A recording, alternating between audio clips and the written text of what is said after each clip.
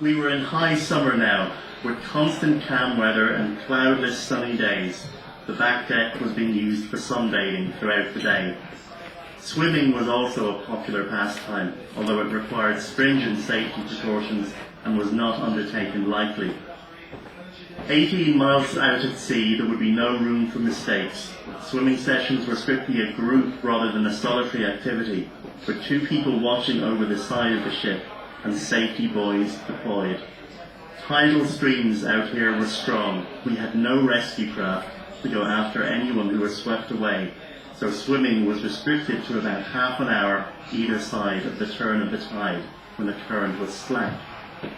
Swimmers stayed close to the ship at all times, never further away than we could throw a life buoy. Mostly we would swim up and down along the side of the ship, the more adventurous going as far forward as the anchor chain, or occasionally doing a complete circuit of the ship if they were strong swimmers. The watchers on deck would move around to stay with the swimmers at all times. The first time I ever ventured into the water was both an exhilarating and a profoundly scary experience. The water was cold and there was nothing underfoot, no bottom to touch. We were in 50 foot of water.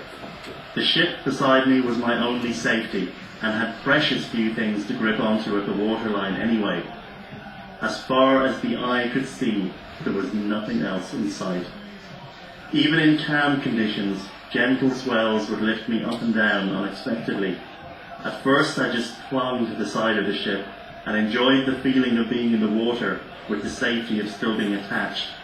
But after a while I became more adventurous and was able to let go and start swimming forwards, careful not to stray more than a few yards distant as I swam alongside.